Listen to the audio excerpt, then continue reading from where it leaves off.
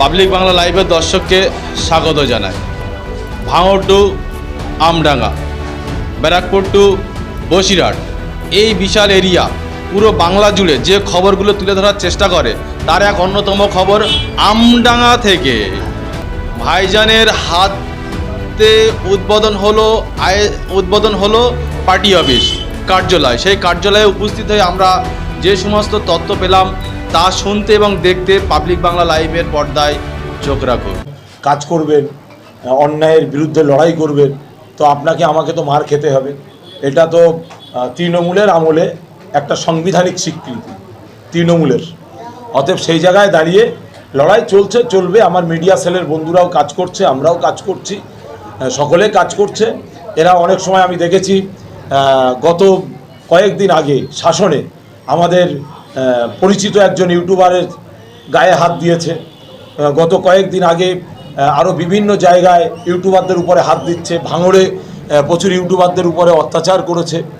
তবে আমি চ্যালেঞ্জ করতে পারি, বর্তমান সময়ে যারা দেশের গাদ্দার ইউটিউবার, তাদের থেকে যারা সোশ্যাল মিডিয়ায় কাজ করছে পশ্চিম বাংলায় আমাদের সঙ্গে সম্পর্ক আছে, তারা হাজার হাজার গুণ ভালো। তারা দেশের স্বার্থে, দেশের জনগণের স্বার্থে কাজ করছে। আর এক শ্রেণীর ইউটিউবার তারা দেশের ক্ষতি করার জন্য পাকিস্তান সহ আরও বিভিন্ন দেশের গুপ্তচরের কাজ করছে। অতএব তাদের থেকে আমাদের এই ইউটিউবারদের একটু তো দেশের মধ্যে থাকা দেশদ্রোহী যারা, গুন্ডা যারা সাম্প্রদায়িক দাঙ্গা লাগাতে চায়, অতএব গণতন্ত্র বিরোধী, তারা তো এদের মারধর করবে, এটা তো জানা জিনিস। তো এটা নিয়ে ভেঙে পড়ার কিছু নেই।